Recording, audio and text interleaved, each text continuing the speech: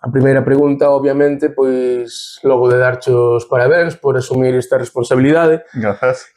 Bueno, pues preguntarche cales son os plans, non? Para o IGADI durante o tempo que vayas a exercer esta dirección. Sí, sacamos, bueno, digamos, como tipo programa planificación estratégica do IGADI, ¿no? Presentei tamén unhas líneas estratégicas 2026-2031, que son os 5 anos que nos quedan para o noso 40 aniversario, ¿no? Que tomamos así, por eso esa data un pouco, quizás a primeira vista un pouco rara de 2031, ¿no? Pero como IGADI vai cumprir 40 anos, pues nos permite, creo que una planificación temporal bastante interesante de prepararnos para este aniversario.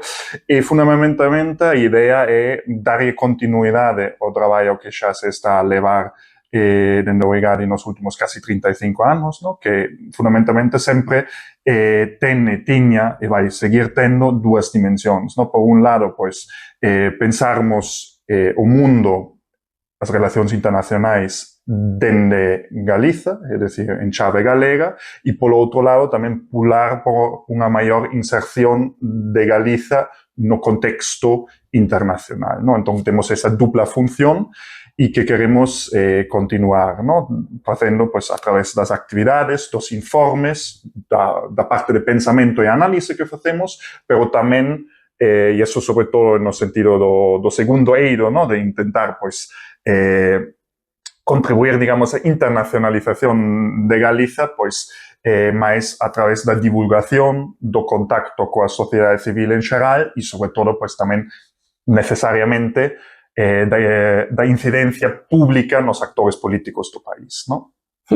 Se me permite entrar un pouco no plano persoal, sí.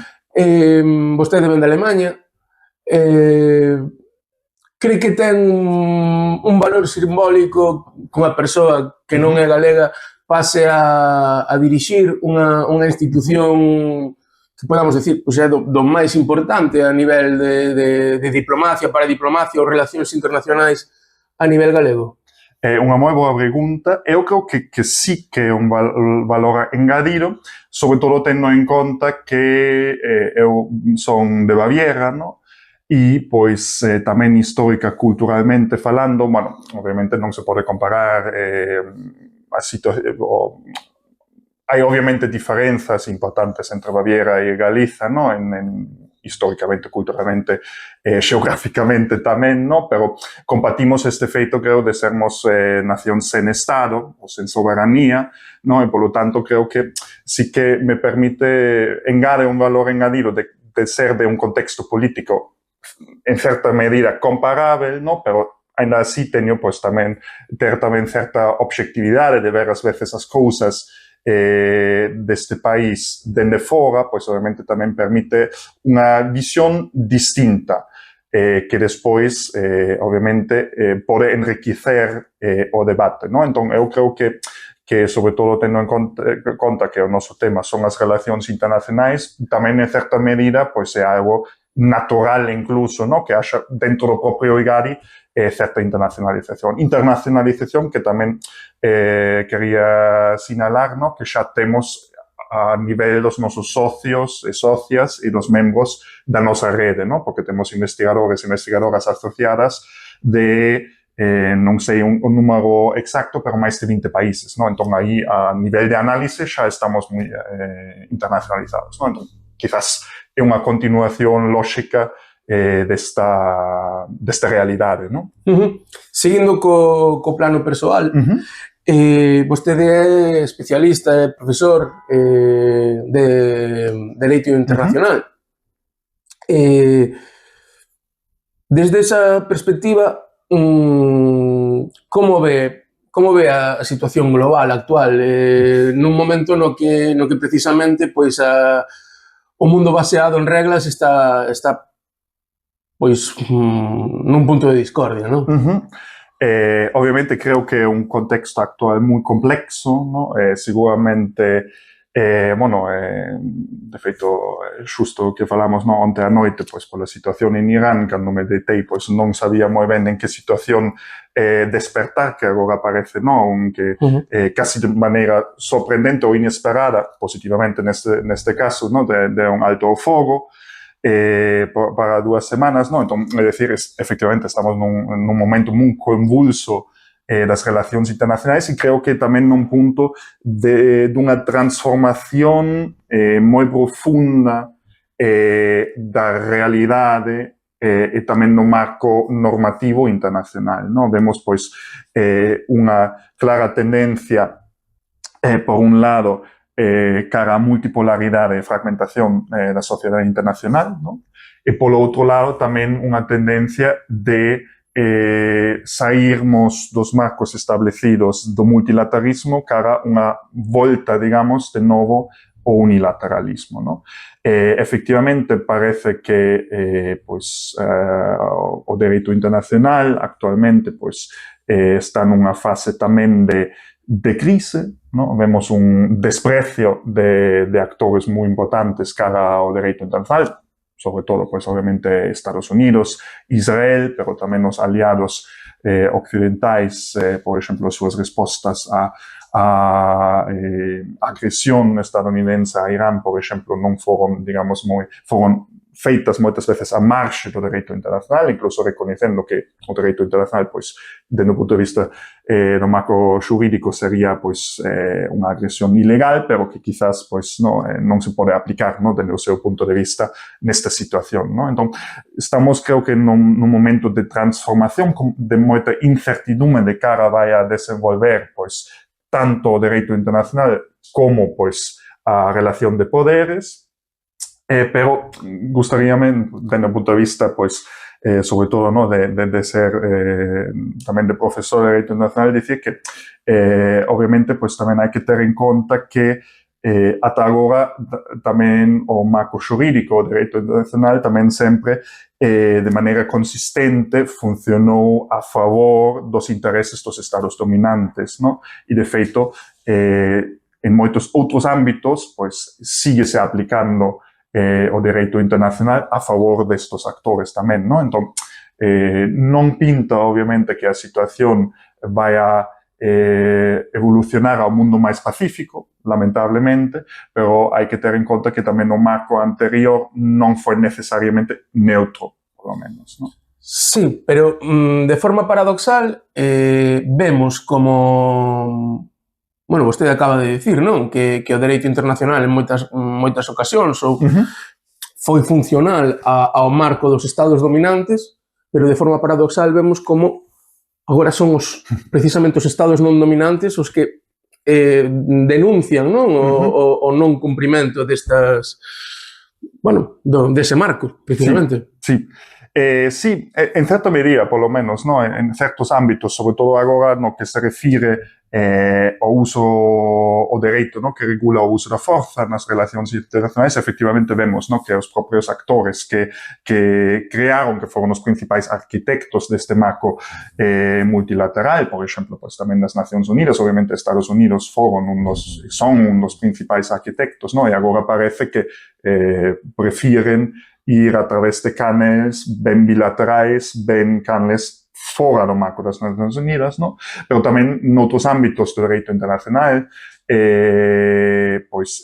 obviamente sigue aplicándose este dereito internacional por parte tamén dos estados occidentais ou outros estados, é dicir, efectivamente temos unha situación, en certa medida, de paradoxa, ainda que non creo personalmente que signifique que vai a desaparecer o dereito internacional, senón creo que vai evolucionar de alguna maneira e vai posiblemente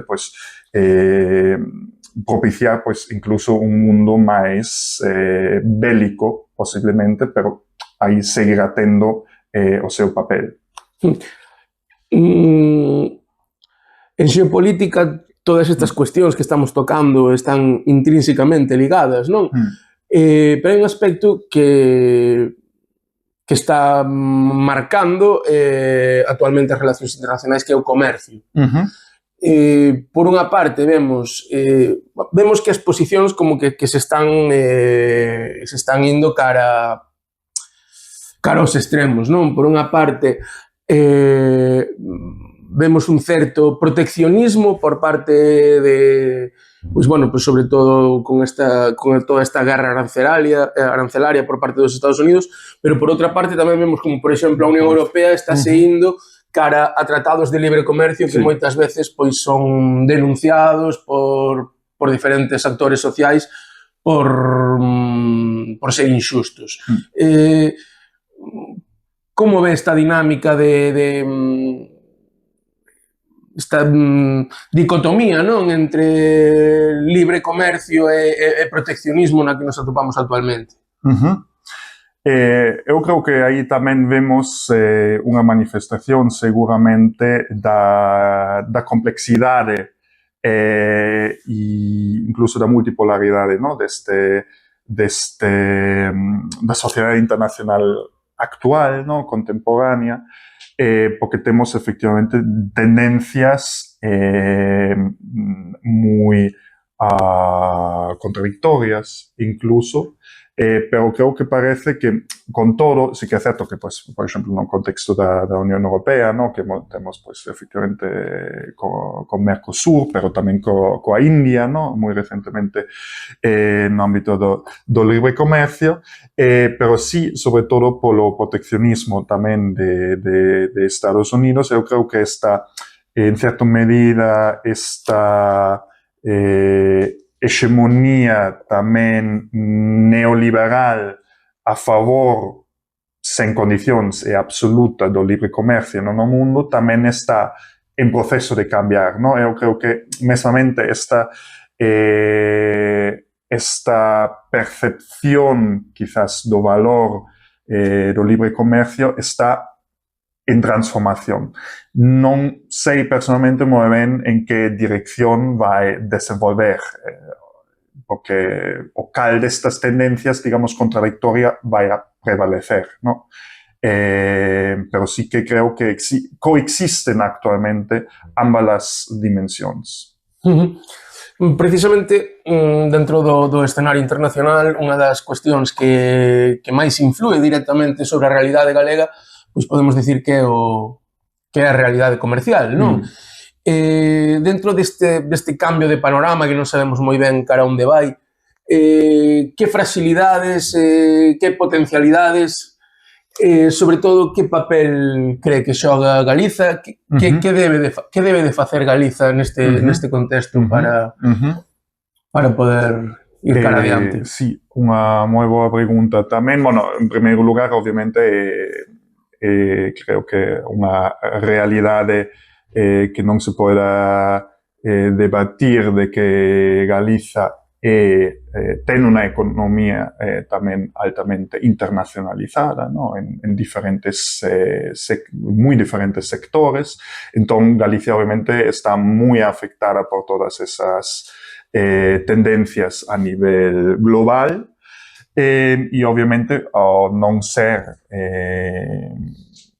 un suxeito internacional, ou non ser un Estado propio, pois obviamente ten unha posibilidade de incidencia sobre todo indirecta, ¿no? A través dos canales existentes, pero creo que neste sentido, pois, moi importante no eido económico. Despois tamén, se quere, podemos falar de outros ámbitos, cultura, turismo, etcétera, que tamén son importantes, ¿no? Pero no eido comercial creo que compre continuar coa internacionalización da economía, sobre todo, pues, tamén aproveitando de mercados onde aínda hai un potencial de crecemento no sentido da presenza galega, ¿no? Nos, por exemplo, pois, o ano pasado tivemos no marco dun convenio que temos coa Universidade da Coruña, do campus industrial de Ferrol, onde, pois, pulamos pola internacionalización tamén do campus, fixemos unhas xornadas de Ferrol no mundo do século XXI, que o ano pasado, que xa era a terceira edición, o ano pasado estaba dedicado sobre todo a varias empresas ferrolás no sector madeiro, por exemplo, pois que tiñan lazos comerciais con China e que, por exemplo, pois aí nos contaron que as súas experiencias que eran moi positivas, pero que ainda, pois, se podería intensificar moito máis. Eu creo que eso é unha oportunidade que cabería aproveitar tamén neste contexto actual, ¿no? En ese sentido, diversificar, pois, tamén os lazos comerciais que ten o país. Nese sentido, vostede cree que esa oportunidade da que me fala de China é extensible tamén a outros sectores industriais, a outros sectores económicos galegos, e como ve China como actor internacional no que Galiza, ao que Galiza poda mirar? Sí, eu creo que se pode estender perfectamente a outros sectores económicos. De feito, non me acordo se agora nas xornadas do ano pasado ou xa unha edición anterior, por exemplo, algo que a min a primeira vista me pareceu curioso, pero obviamente ten todo o sentido do mundo. Por exemplo, tanto o sector gandeiro como leiteiro, pois, por exemplo, tamén hai un mercado aí importante en China que onde hai potencial tamén de crecemento por parte da industria galega, leite en pó, por exemplo, e despois xa referíndonos en xeral, no, o papel de China nas relacións internacionais actuais, é obvio que asume hoxe un papel moi significativo, moi destacado, no eido económico, sobre todo comercial, pero é obvio, no? Pero tamén cada vez máis como actor político, é un papel que vai medrar, no? Que vai a asumir aínda máis liderado, máis importancia, no? Falase, no, deste século, do século asiático, etc. E entón, polo tanto, considero que é importante que teñamos que se teñan relacións de diferentes tipos con China e, sobre todo, pues, creo que é importante que teñamos un enfoque común por parte dos países, no, que integramos a Unión Europea, que obviamente, pues sabemos, no, a relación tamén complexa, obviamente, pues non todo, obviamente, como pasa igual que cos Estados Unidos, os nosos intereses e valores, pues non son sempre os mesmos, no? Entonces hai que buscar eidos onde sí coinciden e onde podemos colaborar, e entonces nestes eidos, obviamente, creo que habería que intensificar tamén a colaboración con China, mentres que quizás en outros non somos tan compatibles, ¿no? Pero eso non necesariamente teña que o debería interferir nos outros ámbitos. Dentro falaba ahora da Unión Europea, que posibilidades ten Galiza para ser un actor relevante, para ter soberanía dentro de Europa, e ao mesmo tempo que posibilidades ten Europa de ser soberana dentro do mundo? Sí, dentro desse sistema multinivel, ¿no? Poderíamos decir. Eu creo que Galiza, como en xeral, pues tamén outras, digamos, amplamente falando de entidades subestatais, ¿no? Dentro da Unión Europea, obviamente teñen certos canles de participación, ¿no? Tanto formal como informais. Hai o Comité de Rexións, por exemplo, ¿no? En Bruxelas como institución. Temos, obviamente, tamén representación de Galiza no Parlamento Europeo, ¿no? A través de varios e varias eurodiputadas. E creo que hai que... E tamén existe, pois, a representación dos intereses galegos, no? Coa Fundación Galicia Europa en Bruxelas. A propia Xunta ten unha dirección xeral de relacións exteriores coa Unión Europea, no? Entón, é dicir, existen os instrumentos, existen os canles. Eu creo que aí compraría, e eso notamos dende o EGADI moitas veces, que quizáis os actores políticos do país deberían atribuir maior importancia a justamente esas cuestións, ¿no? Porque notamos que moitas veces nas axendas políticas, pues todas as relacións internacionais, pero tamén nos propios asuntos europeos, queda moi nun segundo plano. E nós, obviamente, consideramos que iso realmente é un erro e que aí, pois, a paradiplomacia galega pois podería asumir un protagonismo maior. E creo que debería asumir para defender efectivamente os nosos intereses, entendido como os intereses galegos dentro tamén das institucións europeas, ¿no? Como pode ser, pois, por un exemplo, ¿no? un ámbito que sí creo que como casi excepción tiña bastante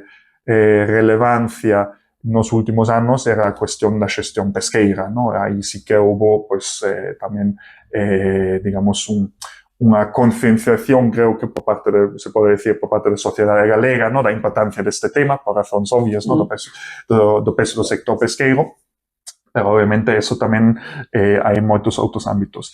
E que papel pode xogar despois, digamos, pasando, ¿no? Do nivel galego ao nivel conxunto europeo, que papel pode xogar Europa, ou a Unión Europea, mellor dito, e os seus Estados membros na sociedade internacional? Pois respondería con depende. Depende de que somos capaces, somos quen de acordar posicións conxuntas, ¿no? Porque, claro, somos 27 países, máis países no sentido, ¿no? de países membros, máis as institucións europeas, e claro, si temos en diferentes sectores internacionais 27 políticas máis unha política da Unión Europea que, pois, ás veces quizás coinciden, ás veces hai sinerxías, pero noutros temas non. Véxase, por exemplo, a resposta agora mismo o que está a pasar en Irán, pero véxase tamén a posición de cara a situación do xenocidio en Gaza, etc. Ou, en xeral, a posición en relación, pois, por exemplo, de Estados Unidos, non? Pois eu creo que entón non imos ter unha relevancia ou unha capacidade quizás maior dito de sentarmos estándares, de sentarmos pois o defender incluso os nosos valores, non? Sobre nos que pois se basea, polo menos no ámbito programático, non dicemos que se nos basea a nosa visión do mundo, non? Dereitos humanos, Estado de Dereito, cooperación en vez de confrontación. Y si somos capaces de ponernos neste sentido de acordo, de ter un enfoque coherente, consistente, pues sí que creo que podemos xogar un papel importante. Podemos incluso chegar a aumentar a nosa autonomía estratégica en sectores pois da economía, pero tamén en sectores, digamos, de seguridade, pero claro, necesitamos a vontade política conxunta das institucións máis os países membros. Volvendo ao papel que xoga Galiza no mundo, bueno, vostede falaba da importancia de esas canles de participación no seo da Unión Europea. A nivel internacional, de forma hai algo paradóxico, non? Ou é algo que salienta neste último ano, que é pois, precisamente a participación en organizacións internacionais, precisamente do que falaba, non? Cultura, turismo. Sí. Como ven desde o IGADI pois que Galiza non sexa un actor de seu neste ámbito?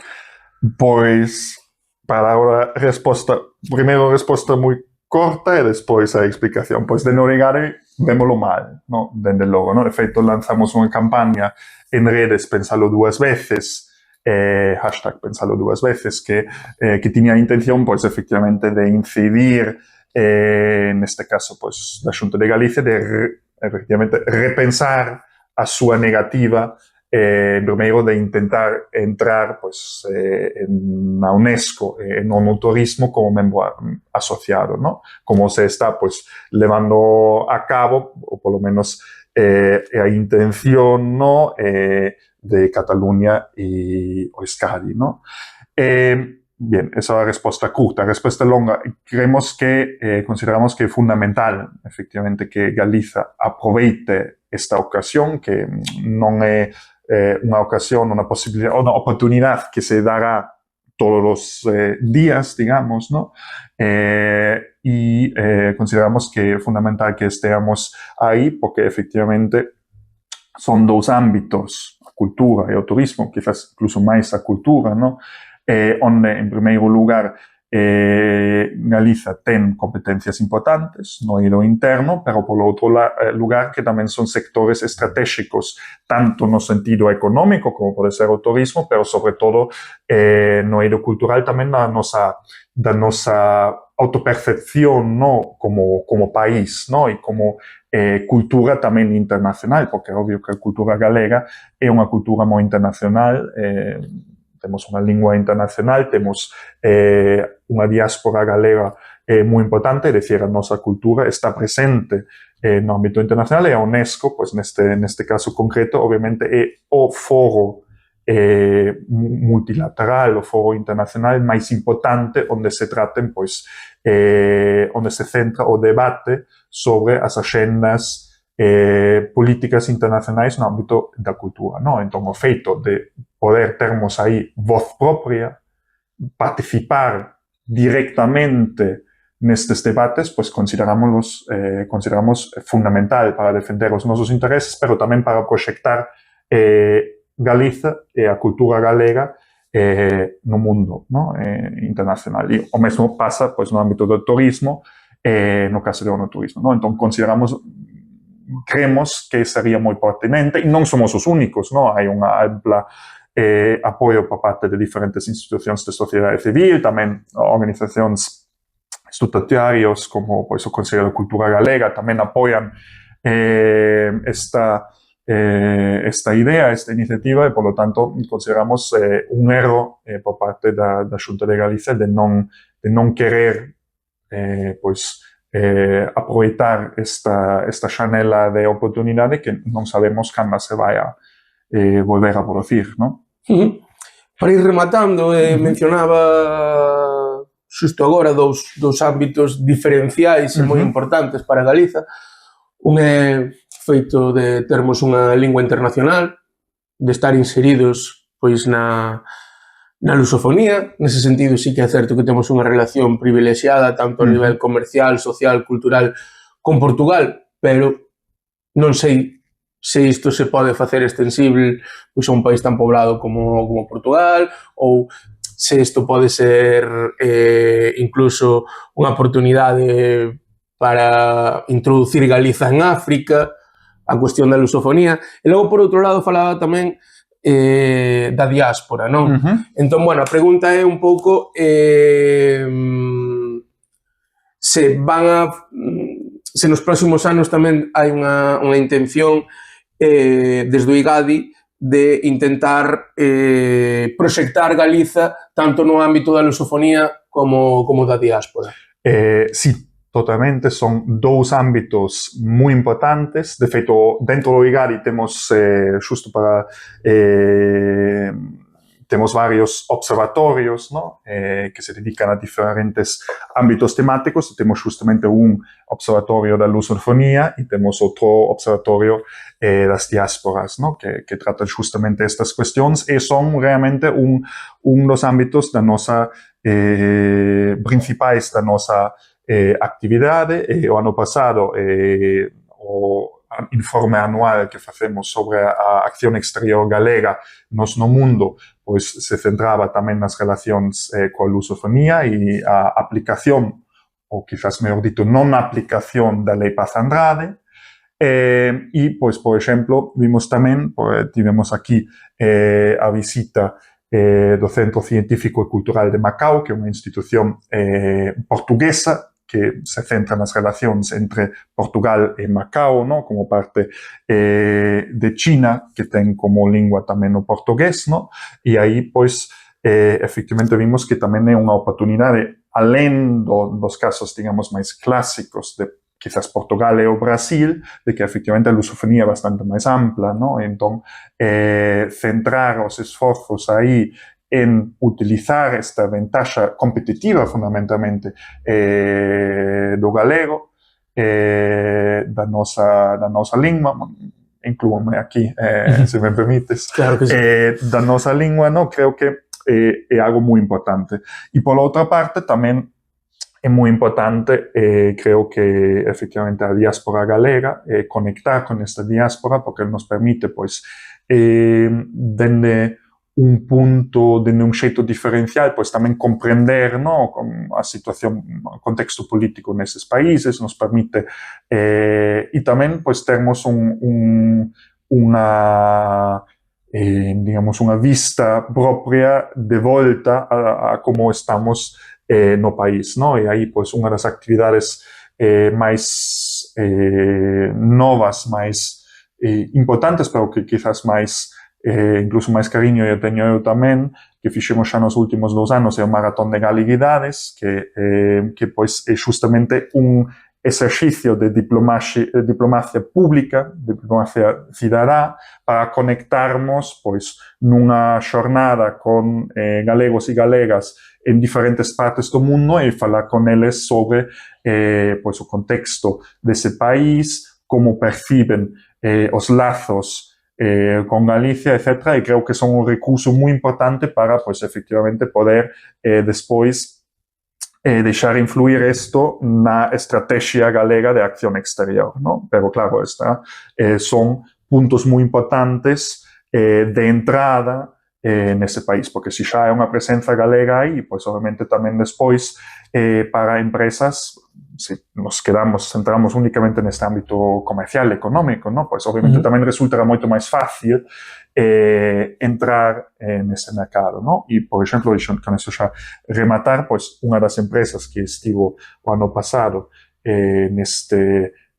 nesta xornada de Foro no século XXI, no? Pois justamente nos contara dun proxecto de tamaño bastante importante no sector naveiro en Macao, no? Entón, claro, aí, pois, o feito de que se falase portugués aí, que nos aquí co galego, pois, obviamente, facilitou moito, tanto a nivel empresarial, digamos, a interacción, pero despois tamén a nivel persoal, ¿no? Porque as persoas de aquí, os técnicos, os enxeñeiras de aquí, que foron, pois, neste caso a Macao, pois, obviamente, quizás incluso sen esperalo, pois se atoparon nun contexto no que se podían comunicar con moito máis facilidade, ¿no? E iso tamén a nivel humano, pois, obviamente, facilita moito o intercambio. Entón, temos aí, digamos, 2 recursos moi importantes, a lingua máis a diáspora, e compre, creo que, aproveitar estes recursos.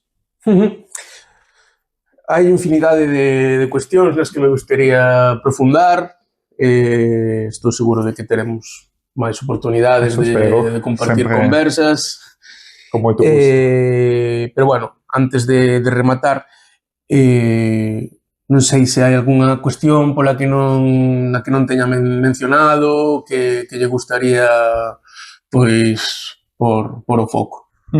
Sí, quizás únicamente xa para rematar e para falar outra vez un pouco, no, do que é o IGARI, no?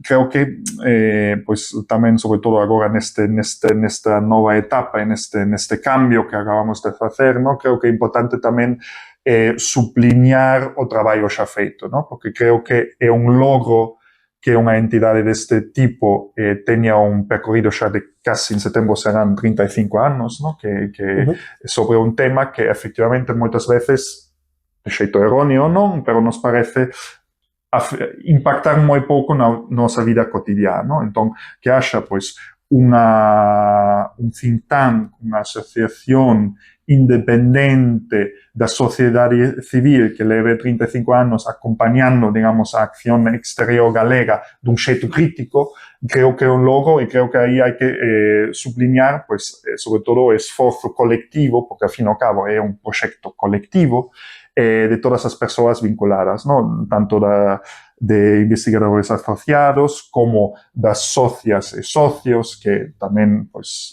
sacrificaron en certa medida, pois, o seu tempo libre, ¿no? Para, pois, interesarse, para pular por esta iniciativa e finalmente, pois, obviamente tamén os dous anteriores directores, Xulio Ríos, que fundou o EGADI, máis ata agora Daniel González Palau, que, pois, fixeron en conxunto todos e todas posible esta andaina, ¿no?, de casi 35 anos. E, obviamente, pues, isto creo que é algo que sempre hai que subliñar neste tipo de iniciativa de asociacións, porque sen o traballo de todas estas persoas non sería factible, ¿no? E iso, obviamente, non vai cambiar nos vindeiros 5 anos, entón, temos moita sorte de contarmos cunha base tan sólida de socias e socios e simpatizantes, digamos, do IGADI, ¿no? E nada máis pola miña parte. Moitísimas grazas por atendernos. Bueno, interese. Xa lle digo que no futuro, bueno, pois esperamos contar coa súa análise, facer máis entrevistas e desexarlle moitísima sorte neste percorrido novo que enfronta. Pois moitas grazas, estaremos encantados de IGADI de falar con vos.